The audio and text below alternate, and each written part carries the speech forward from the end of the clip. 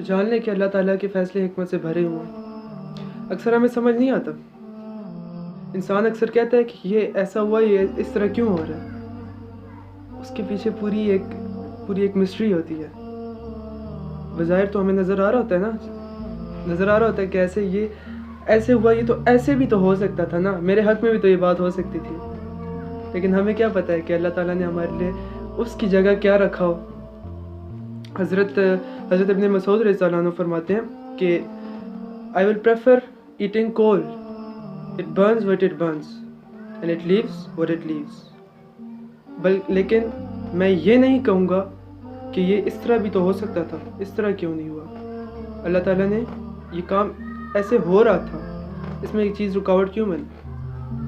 اللہ تعالیٰ فرماتے ہیں کہ جو میرا مومن بندہ ہوتا ہے ان کے اکثر کاموں میں رکاوٹ بنتا ہوں۔ کیسے؟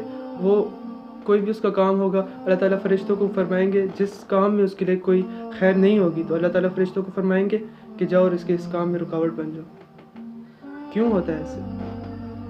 اللہ تعالیٰ اپنی باؤنٹیز اپنی بلیسنگز اس پر بھیجنا چاہتے ہیں۔ اللہ تعالیٰ نے اتنے خزانے اس کے لیے، اب وہ اکثر پھر دیکھتا بھی ہے کہ میرا یہ کام نہیں ہوا تھا، تو بعد میں اس کو ریئلائز ہوتا ہے اکثر کہ ہاں یار دیکھو وہ اس طرح نہیں ہوا تھا، تو وہ اسی لیے نہیں ہوا تھا کیونکہ میرے لیے یہ تحفہ رکھا ہوا تھا اللہ تعالیٰ نے۔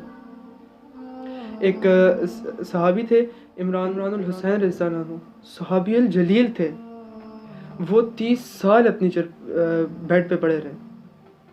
مسئلہ کیا تھا؟ ان کی کمر میں پورز بن چکے تھے کوئی۔ صحابی الجلیل ہیں وہ۔ کچھ لوگ ان کے پاس آئے، اس وقت کے علماء تھے غالباً، وہ ان کے پاس آئے تو ان کو دیکھا، کافی افسوس وہ کیا ان کے ساتھ کہ ہم بہت خفا ہوئے ہیں آپ کو دیکھ کر۔ تو امام الحسین رضی اللہ عنہ نے فرمایا کہ تم لوگ مجھے دیکھ کر خفا کیوں ہو رہے ہو، ایسی ندامت کیوں اختیار کر رہے ہو تم لوگوں کو میں ایک بات بتاتا ہوں، پر تم لوگ مجھ سے یہ وعدہ کرو کہ میرے مرنے سے پہلے کسی کو نہیں بتاؤ گے۔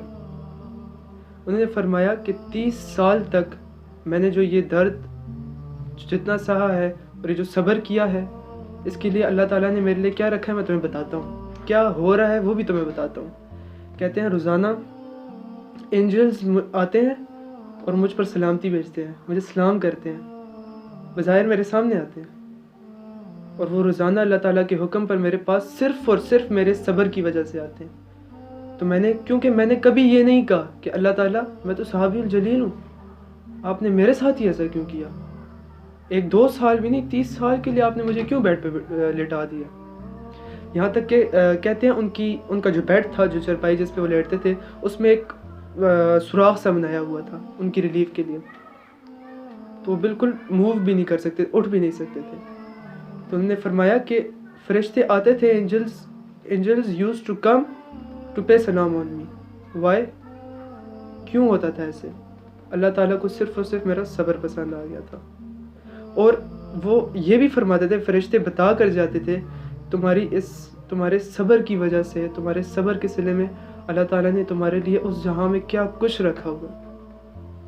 اور کہتے تھے میں تو بہت خوش ہوں، اللہ تعالیٰ ایسی مجھے 200-300 سال تک بے شک ایسی تکلیف ہو، پر جو اللہ تعالیٰ نے ادھر میرے ساتھ کر رہے ہیں اور اس جہاں میں جو میرے لیے رکھا ہوا ہے، یہ تو اس کے مقابلے میں کچھ نہیں ہے۔ تو اس لیے اگر کسی بھی انسان کی کسی چیز میں آ جاتا ہے، اس کی جو مرضی ہوتی ہے اس کے خلاف وہ کام نہیں ہو رہا، اس کے مطابق وہ کام نہیں ہو رہا، تو اس کو کبھی بھی اللہ تعالیٰ کے فیصلوں میں شک نہیں ڈالنا چاہیے کہ یہ ایسے کیوں